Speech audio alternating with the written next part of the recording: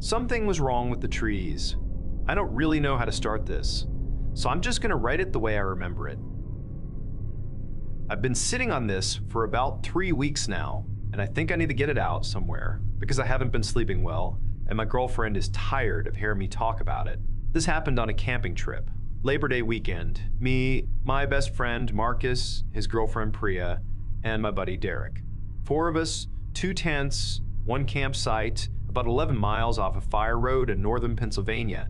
No cell service, no other campers anywhere nearby. Marcus had found the spot on some hiking forum, and he'd been hyping it up for weeks, totally off the beaten path. No permit required, a creek nearby. Good elevation, so the bugs weren't as bad. It was perfect. That's the thing. For most of the trip, it was genuinely perfect. We drove up Friday afternoon after work, which meant we got to the trailhead around 6 p.m. The hike-in was about 4 miles, mostly flat with 1 long climb near the end. We were sweaty and tired by the time we reached the site, but it was worth it. The area opened up into a wide, flat clearing, surrounded by old growth on 3 sides, with a rocky drop-off on the 4th that looked down into a shallow creek valley. You could hear the water from camp. The sky was already doing that amber-pink thing it does in September, just before the sun dips below the tree line. Marcus set up camp like he always does, methodically, quietly, in that focused way he gets that makes everyone else feel vaguely incompetent. Derek and I gathered firewood, while Priya sorted through the food bag. Nobody talked much. It was that comfortable kind of quiet you only get with people you've known a long time. By 8 p.m. we had a fire going, and we were eating pasta out of a shared pot, passing a bottle of cheap red wine around, and the conversation had drifted into that loose, wandering territory. We talk about nothing in particular, and somehow, it feels like the most meaningful conversation you've had in months. The woods around us were doing their normal evening thing. Birds settling down, the occasional rustle in the underbrush, wind moving through the canopy in slow waves. Nothing unusual. Derek had brought a small Bluetooth speaker and was playing some low-key instrumental stuff. Priya had her head on Marcus's shoulder. I remember thinking, very specifically, this is why we do this. This exact feeling. We stayed up until probably 11:30. Nothing weird, nothing off. We doused the fire, said our goodnights. Marcus and Priya took 1 tent. Me and Derek took the other. I want to be clear about the timeline, because I've gone over it so many times in my head. Everything was completely, totally normal. Until somewhere around 1 a.m. I don't know what woke me up. I'm a light sleeper. Always have been, but there was no noise I could identify. No sound I could point to. I just came awake suddenly. The way you do sometimes, when something in your body decides it's done sleeping, and that's that. I lay there for a minute. Derek was out. I could hear him breathing, slow and steady. The tent was dark. Outside, the woods were quiet, like genuinely quiet. And I know that sounds normal, but if you camp a lot, you know that real quiet in the woods is actually kind of rare. There's usually something, crickets, a frog somewhere, wind in the leaves, an owl, the ambient noise of a living forest. There was none of that. I don't know how long I lay there listening before I registered it as strange. Maybe 5 minutes. I kept waiting for a cricket to start up, for the wind to move through the trees. For anything. Nothing. The silence was so complete, it had a texture to it like pressure. I told myself I was being weird. I'd had wine, my brain was probably just groggy, and I was misreading normal silence as abnormal silence. I closed my eyes. Then I heard it. A single footstep. Not close, maybe 40, 50 feet out, but unmistakable. The soft crunch of dry leaves under weight, followed immediately by nothing. 1 step, then stillness. I opened my eyes. My heart was going, not racing, just elevated, the way it goes when something in your lizard brain has flagged something, before your conscious mind catches up. I waited 30 seconds, maybe a minute, nothing. I thought, deer move like that, 1 careful step at a time when they're nervous. I thought raccoon, I thought, you're in the woods, animals exist, go back to sleep. I almost did. Then another step, same direction, same distance, roughly, And then, and this is the part that made my stomach drop, the sound moved. Not toward camp, not away. It moved laterally, like something was pacing along the tree line, parallel to us. I sat up. I unzipped my sleeping bag as quietly as I could, which in a tent at 1 a.m. is not quietly at all. Derek stirred. "Dude," he said, not opening his eyes. "You hear that?" "Hear what?" "There's something moving out there." He was quiet for a second. Then, "So, we're in the woods. It's been moving for like 10 minutes, back and forth along the tree line." He was quiet again. I could tell he was actually listening this time, not just dismissing me. We sat there in the dark together for probably 2 minutes. Nothing. Of course nothing. "I don't hear anything," he said. "It stopped." "Man," he said, and I could hear him already sinking back into sleep. "It was probably a deer." "Yeah," I said, "probably." I lay back down. I did not sleep. Here's what I want to explain, and I'm going to try to be precise about it, because it matters what happened over the next hour or so. Wasn't any single dramatic thing. It was a lot of small things that, on their own, mean nothing. It was only all of them together, the pattern of them, that made me certain something was wrong. The footsteps came back, maybe 20 minutes later, still off to the same side of camp. Still that same careful, deliberate spacing. 1 step, pause, 1 step, pause. I lay absolutely still and counted. 6 steps in a slow arc, and then nothing for a long stretch, and then movement again from a slightly different position. Further back in the trees, like whatever it was, had shifted position while I wasn't listening. I told myself deer. I told myself raccoon, fox, bear, any number of things. But here's the thing about animals moving through forest at night. They're not usually quiet between steps. They rustle, they snap twigs, they make the continuous, irregular noise of a creature that isn't thinking about the noise it makes. What I was hearing was careful, too spaced out. It was the sound of something that was actively trying not to make sound, and only partially succeeding. And then there was the smell. I know how that sounds, but around 2 a.m., for maybe 20 minutes, there was a smell outside the tent that had no business being there. Not an animal smell, not musk, not decay. Cigarette smoke, stale and faint, but there. I kept thinking I was imagining it, and that it would come back. And I'd think, no, that's real. Nobody in our group smoked. By 2:30, I had to pee. This is where I had to make a decision, because the alternative was just lying in my tent until dawn, which felt pathetic. And also, I genuinely had to go. I unzipped the tent slowly. Derek didn't move. I stepped outside. The clearing was washed in that pale gray-blue light you get from a bright moon through thin cloud cover. I could see the outline of Marcus and Priya's tent, the dead fire pit, the outline of the tree line on all sides. I could see fine. Not well, but fine. I stood there for a second, just looking. Nothing moved. The silence was still there. That total, weighted silence that hadn't broken all night. I walked to the edge of the clearing to do what I needed to do, and I kept my eyes on the trees the whole time. That's when I saw it. There was a gap between 2 big oaks about 30 yards out, on the same side of camp where I'd been hearing the footsteps. In that gap, there was a shape. I want to be really careful about how I describe this, because I don't want to over-dramatize it. It wasn't moving, it wasn't doing anything. It was just present. A vertical shape, roughly the height of a person, slightly darker than the shadows around it, standing in the gap between 2 trees. I stared at it. It didn't move. My brain was doing that thing where it offers you every possible alternative explanation in rapid succession: shadow, tree trunk, trick of the light, your own exhaustion. I genuinely could not rule any of those out. The shape wasn't moving, it wasn't making noise, it was just there, and it had the approximate dimensions of a standing human being. I walked back to the tent and zipped it behind me. I lay down. I did not sleep for the rest of the night. In the morning, I said nothing, because what was I going to say? I think I saw a person standing in the woods in the middle of the night, but I'm not sure.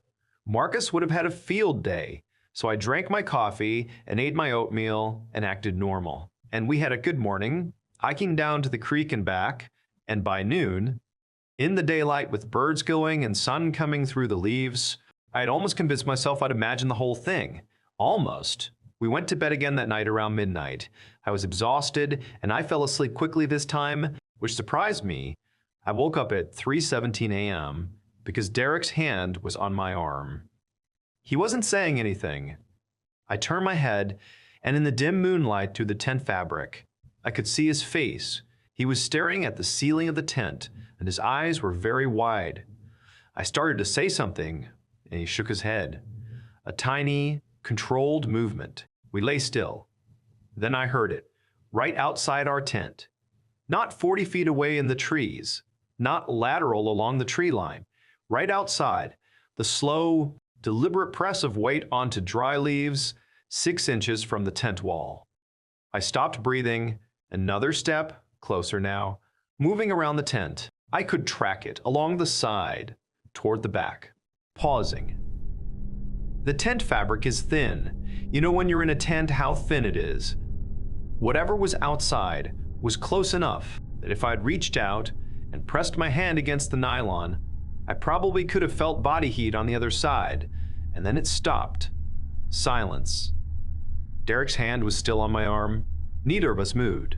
Then, from the other tent, Priya's voice, "Marcus, Marcus, wake up." Very quiet, almost a whisper. And Marcus, groggy, "What?" "There's someone outside." The words just sitting there in the dark.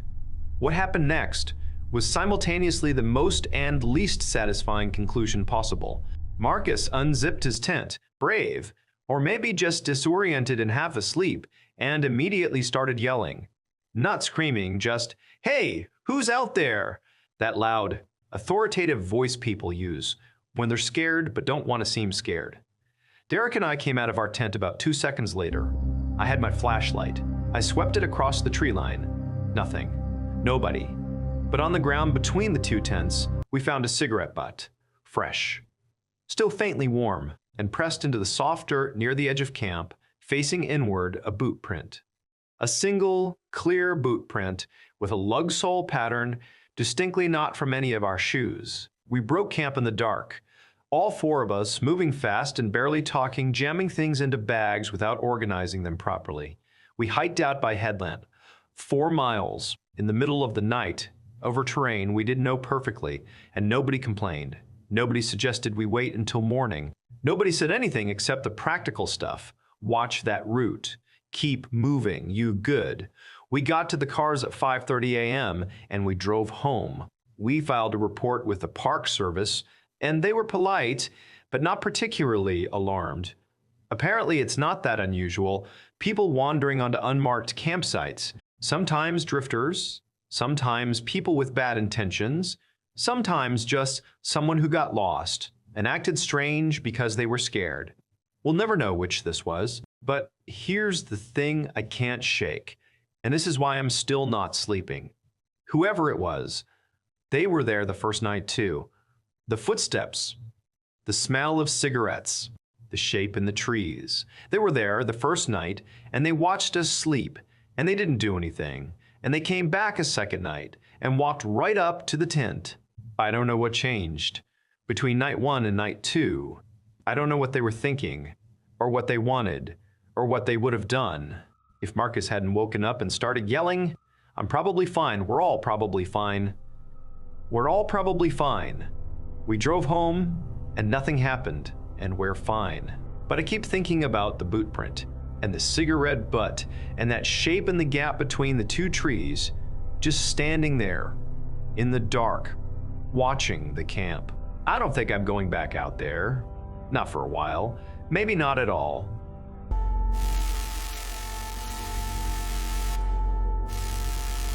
We pulled over to sleep for a few hours. We should have kept driving. I've been trying to figure out how to write this for a couple of weeks now. Every time I sit down to do it, I end up just staring at the screen for 20 minutes and then closing the laptop. But I think I need to put it somewhere outside my own head, so here it is. This was about 6 weeks ago. Me, my friend Caleb, and his older sister Renee We're driving from Columbus to a music festival in western Tennessee. 2 days of sets, camping on the festival grounds, the whole thing. We've been planning it for months. The drive should have taken about 6.5 hours. We left Columbus at 9 p.m. because Caleb had to close at his job and couldn't get out earlier. And the plan was to just drive through the night and arrive in the early morning, sleep in the car for a few hours in a festival parking area, and be fresh enough when gates opened at 10 a.m. That was the plan. We deviated from the plan. Everything was fine until about Kentucky. Caleb was driving, I was in the passenger seat. Renee was sprawled across the back seat with a travel pillow and one of those eye masks, either asleep or getting there. Caleb and I had been taking turns picking music, talking on and off, doing the normal road trip thing. We'd had coffee from a gas station in Lexington, and it had done nothing for either of us. By midnight, we were somewhere in rural Kentucky on a 2-lane state highway that our GPS had routed us onto to avoid construction on the interstate. I remember looking at my phone and the signal had dropped to 1 bar and then to nothing. Just a little X, where the bars usually are. "Your phone got signal?" I asked Caleb. He glanced at his, which was mounted on the dash. "Nope, lost it like 20 minutes ago." "Great. GPS still works," he said. "It's downloaded." The road was empty. Not light traffic's empty, genuinely, completely empty. We hadn't seen another car in probably 40 minutes. The highway cut through farmland and then into stretches of heavy tree cover, and the trees were close on both sides, and our headlights only did so much. There was no moon that I could see. Just the yellow center line, unreeling in front of us, and the dark pressing in from every direction. Caleb started drifting in his lane, not dangerously, just that subtle wobble you get when your brain is outrunning your body's ability to stay sharp. "You need to pull over," I said. "I'm fine." "Cal." I know. He rubbed his face with one hand. "Yeah, okay, let me find somewhere." It took about 15 minutes before the GPS showed anything useful. It was a small marker on the map, not a campground, not a rest stop, just a little gray square, off a side road with no label attached to it. Caleb zoomed in, and it might have been a park of some kind, or a boat launch, something like that. The road leading to it was less than a mile off the highway. "That works," I said. "There might be a gate." Then we turn around and keep going. There wasn't a gate. There was a gravel road that went about a 1/4 mile back through trees and opened up into a wide, flat area, unpaved, with 2 concrete picnic tables near the far edge and a rusted metal trash can bolted to a post. Some kind of day-use area, I think. The kind of place locals probably came to fish or whatever, but that wouldn't see any visitors. At midnight, on a Thursday, we pulled in, and Caleb killed the engine. The silence was instantaneous and total.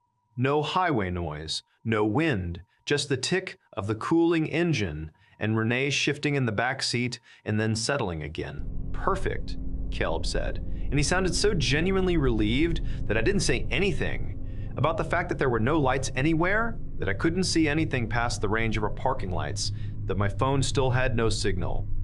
We cracked the windows, reclined our seats as far as they'd go, and that was that. I was asleep in maybe 10 minutes. I woke up at 1:48 a.m. I know the exact time because I checked my phone immediately, that reflex you have when you wake up somewhere unfamiliar. Reach for the phone, get your bearings. Still no signal. 1:48. I lay there for a second, trying to figure out what had woken me up. Caleb was asleep, his mouth slightly open, head against the window. Renee was quiet in the back. Outside, nothing moving. Then I saw it. On the far side of the clearing, maybe 100 yards back, at the edge of where the trees started again, there was a car, dark-colored, parked facing us. Its lights were off. I hadn't noticed it when we pulled in, but it was the kind of thing you might miss in the dark if you weren't looking for it. I sat up straighter and looked at it. It wasn't doing anything. It was just parked there. I told myself it was probably just someone else who'd pulled off for the same reason we had. Sleep, rest, whatever. There was plenty of room in the clearing. It was a completely reasonable thing for a car to be doing at 1048 a.m. in a roadside rest area. I stared at it for another minute, and then I lay back down. I didn't sleep. Here's the thing about lying in a car, trying to sleep. When you're already a little unsettled, every small sound becomes a candidate for something. The wind, if there had been any, an animal crossing the gravel, your own imagination inventing noises out of ambient silence. I lay there with my eyes closed and my brain running at full speed, and after about 15 minutes, I sat up again and looked at the car. It had moved, not dramatically, not like it had driven across the clearing, but it was closer, maybe 25 yards closer, and still facing us, and the lights were still off. I want to be clear, I had been asleep. I wasn't watching continuously. It was possible the car had come in after us, parked far back, then pulled forward and parked again for whatever reason. It was possible I was misremembering exactly where it had been. It was possible I'd only partially seen it the first time and misjudged the distance. I sat there, running through all of those possibilities, while looking at a dark car, sitting absolutely still in the dark. 40 feet closer than I thought it had been, pointed directly at us. I reached over and put my hand on Caleb's arm. "Cal, hey." He startled. What? Sorry, there's a car over there." He looked around, trying to orient himself. "What?" "Other side of the clearing. There's a car parked facing us." He squinted. He looked. "Yeah," he said slowly. "Okay, and it moved." A pause. "What do you mean it moved?" "I mean when I woke up, it was further back, like way further, and now it's closer." Caleb looked at the car and then looked at me. I could see him doing the math, deciding how seriously to take this. We've been friends since 7th grade, and he knows I'm not an anxious person. I'm not the type to see something creepy in nothing. "Maybe someone else pulled in and parked there while we were sleeping," he said, "without headlights." Another pause, longer this time. Could have used parking lights.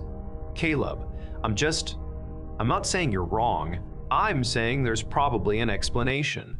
From the back seat, Renee's voice, low and awake. "What are you guys talking about?" I explained it. She sat up and looked. 3 of us, looking at a dark car, across a dark clearing at 2 a.m. "Has it moved since you woke Caleb up?" she asked. "No." "Okay," she said. She sounded careful. "Measured. So we'll watch it for a few minutes. If it doesn't do anything, we try to go back to sleep. If it does something, we drive." That was reasonable. That was the right call. So we watched. It didn't move. Caleb fell back asleep. He does that, he can shut his brain off like a light switch. It's infuriating, and I've always been envious of it. Renee stayed up for a little while, and I know this because I could hear her quietly on her phone. Even though there was no signal, probably just scrolling through something already downloaded. Then she went quiet too. I did not sleep. At 2:31 a.m., the car moved again. I was watching it when it happened. No headlights, no engine sound that I could hear. Through the closed windows, it just rolled, slow and quiet, another 15 or 20 feet forward and then stopped. Now it was maybe 50 yards away. My hands were shaking when I reached for Caleb. Not from cold. "Cal, wake up right now." The car moved. He came awake faster this time, heard something in my voice. He looked where I was pointing. "Right now," he said, "while you were watching?" Yes, Renee was already up. I don't think she'd actually been deeply asleep. "We need to leave," I said, and I meant it. Not maybe we should think about leaving, not what do you guys think. I meant it in my chest, in that pre-verbal part of your brain. That doesn't use words, just urgency. "Okay," Caleb said. "Okay, yeah." He reached for the keys. He started the car. Our headlights came on and swept across the clearing, and in that sudden illumination, I saw the other car clearly for the first time. Dark blue or black, American sedan, older model. One person in the driver's seat. The headlights hit them for just a second, before Caleb started backing up. Toward the gravel road, a silhouette, A head turned toward us. "There's someone in it," Renee said from the back. "I see them," Caleb said. "Go." He went. He pulled out onto the gravel road, fast enough that the tires threw rocks. And then we were on the road, heading back toward the state highway, and I turned in my seat to look through the rear window. The car's headlights came on. "They're following us," I said. "I don't know that," Caleb said, "but he was driving fast. We hit the state highway, and Caleb turned right, the direction we'd been heading before we pulled off, and accelerated." I had my eyes on the mirror. The car came out of the gravel road a few seconds after us, turned right. Terrelled, I see it. We drove for about 5 minutes on that empty highway, 2-lane, dark, no other cars anywhere. The sedan stayed behind us. Not right on our bumper, not racing, just there. Hanging back at a distance, that kept it in our mirrors. "Speed up," Renee said. "I'm already doing 70, Caleb said. "This road." "I don't care about the road. Speed up." He pushed it to 80. The sedan kept pace. Maybe it sped up slightly. It was hard to tell because it was just headlights in the dark. But the gap didn't grow. My phone was still showing no signal. I kept picking it up and putting it down. Caleb's was on the dash, and I could see it was the same. "There's a town," Renee said. She had the downloaded GPS open on her phone. 12 miles. "It's small, but it's something. There'll be light." 12 miles, I said. "Just drive," she said. He drove. We all stopped talking, because there was nothing useful to say, and we needed to think. I watched the mirrors. The headlights stayed back there, steady, patient. That's the word I keep coming back to, patient. It wasn't chasing us. It was just following, like it was waiting for something, like it was waiting for us to stop. At mile 8, I think I started genuinely believing something bad might happen to us. Not in a movie way. Not a specific fear with a specific shape. Just that raw, cellular knowledge that you're in a situation that has gone wrong, and the outcome is no longer entirely in your control. "What happens if they follow us into the town?" I asked. "We find a gas station and we stay there," Renee said. "Somewhere lit, somewhere with people. We don't stop anywhere dark. What if there aren't people? It's 2 a.m. There will be a gas station open somewhere." She said it firmly, the way she says things when she's scared, and overriding it with practicality. I appreciated it. We hit the town at 2:54 a.m. And I used town generously. It was a cluster of maybe 2 or 3 dozen buildings, 1 traffic light, a church, a dollar store, and yes, a gas station on the main road, with the lights blazing, the kind of 24-hour place that glows like a lighthouse in the middle of nowhere. Caleb pulled in hard and parked right in front of the entrance, under the brightest lights. We all got out. I don't think any of us discussed it. We just collectively decided to be outside the car and visible, and in the light. The sedan drove past, not into the gas station, past it, slow enough that I could see the driver's window. As it went by, I could see a person looking at us, just a person. I couldn't make out a face, couldn't tell you anything useful, just a person, in a dark car, looking at us as they drove by at 3 a.m., and then they were gone, down the road, out of sight. We went inside the gas station. There was a teenage kid behind the counter who looked mildly alarmed at 3 people bursting in at 3 a.m., looking like they'd seen something. I asked him if there was a police station nearby. He said the nearest one was about 14 miles south, but he could call if we needed. I almost said no, because here's the pathetic thing. At that point, I started second-guessing everything. What was I gonna say? Someone was parked in the same area as us, and then drove on the same road as us, and looked at us when they drove past? How does that sound when you say it out loud to someone? How does that sound when you say it to a police officer? Caleb said yes. Call them. A deputy showed up 20 minutes later, young, tired, not unkind. We told him the whole thing, the car in the clearing, the way it moved, the following. He listened, and he took notes, and he said something I've been thinking about ever since. He said that area we'd stopped in was known for some problems. He didn't elaborate on problems. He said he'd take a drive out that way and have a look. He said we should get back on the highway stay on the interstate this time, and if we saw the car again, to call 911 immediately and keep driving toward population. We got back in the car. We drove. We made it to Tennessee. We went to the festival. I barely remember the first day because I hadn't slept and I was operating on adrenaline and bad food. I've thought about this a lot. I've thought about what the person in that car actually wanted, what would have happened if we'd stayed, what the deputy meant by problems. I've gone back and forth between it was probably nothing and we got very lucky about 50 times. The thing is, I'm a pretty rational person. I don't catastrophize. And I know that a car parked in a clearing is not inherently threatening and that someone driving the same rural highway at 3 a.m. is not inherently following you. But the moving, the way it moved twice, with its lights off, closing the distance, a little at a time. That part I can't explain away. You don't move your car 30 yards forward in a parking area with your lights off by accident. You don't do that without a reason. And the reason you do that without lights is because you don't want someone to see you doing it. And maybe the most honest answer is that I don't know what they wanted, and I never will. There's no resolution here. We left, and they drove past, and that was it. Nothing was taken from us, nothing happened to us, but I keep thinking about the gap between where they were when I first saw them and where they were when we turned on the headlights. How much ground they'd covered, how slowly they'd done it, how long they'd been watching us sleep before I ever woke up. We drove 12 hours straight after that without stopping once.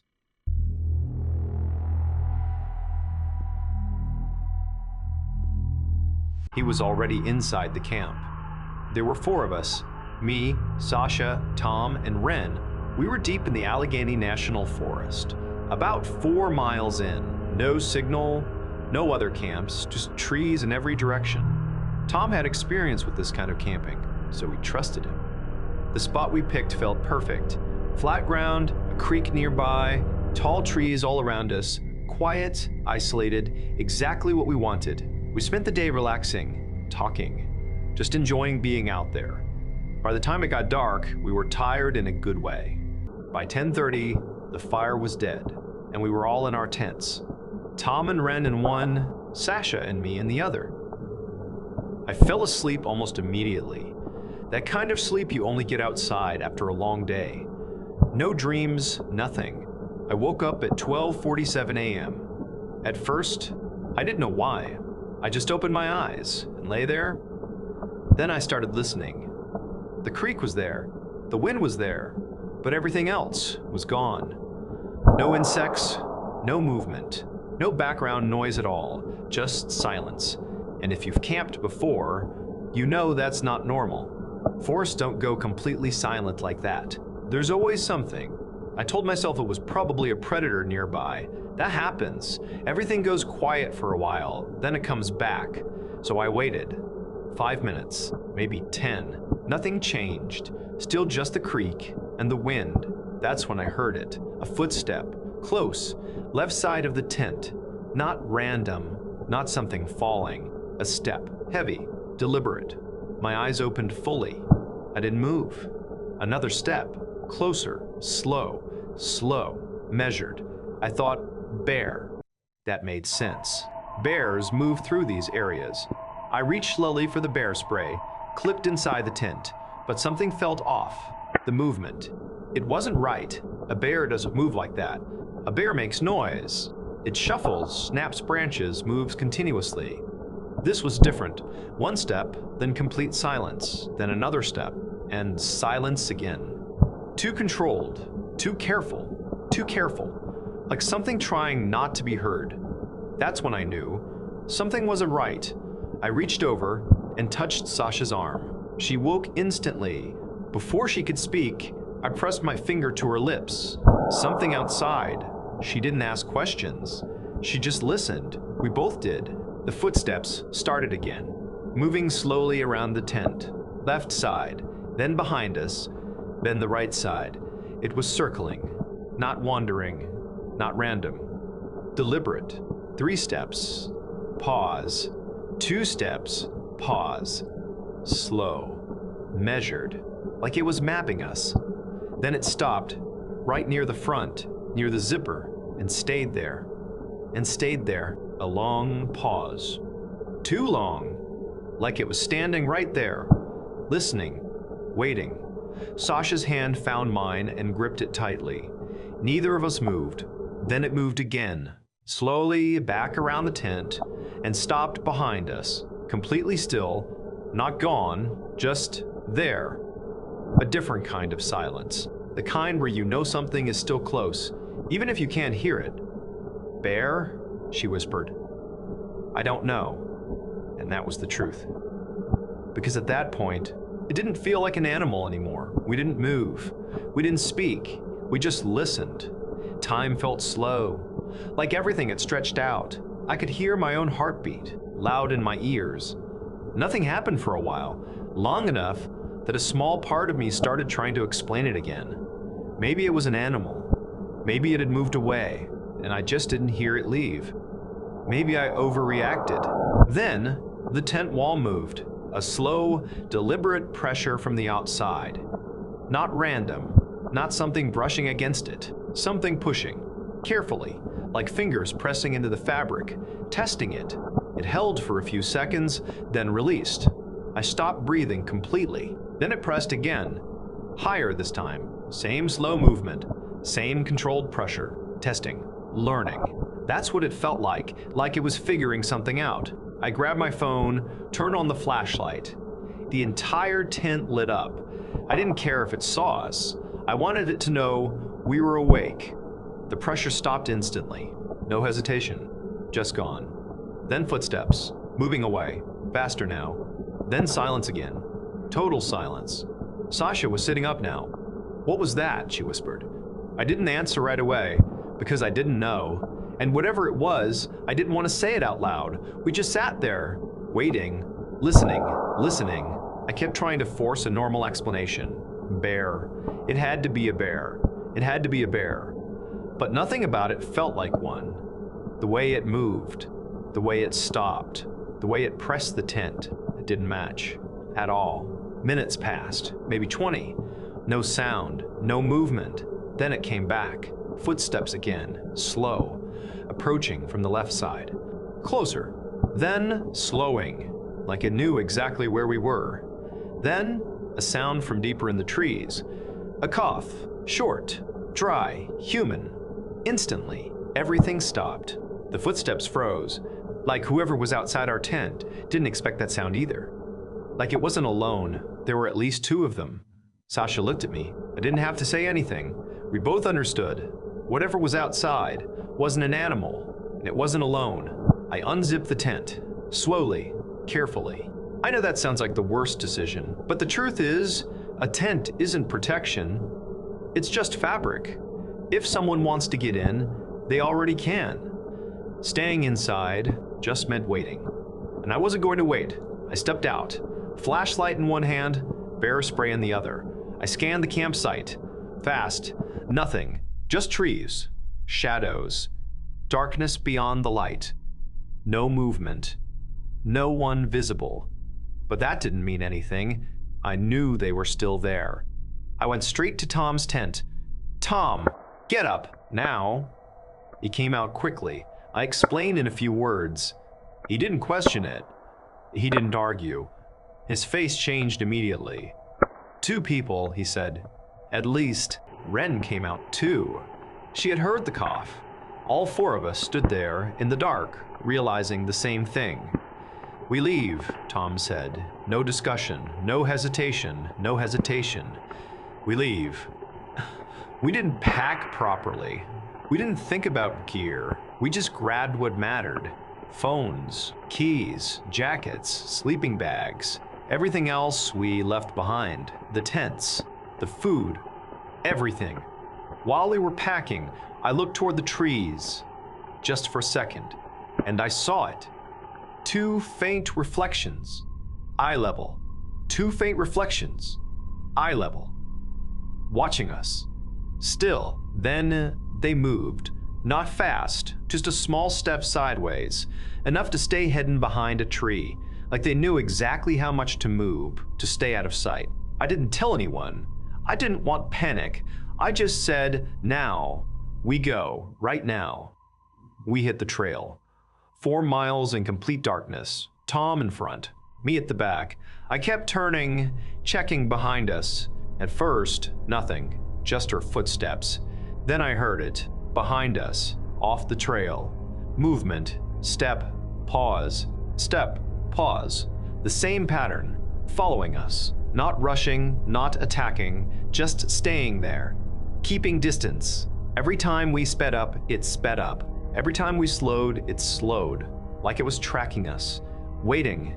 I whispered to Sasha, don't look back, just keep moving. We walked faster. No one spoke. We all felt it. For almost a mile, it stayed with us, always just out of sight.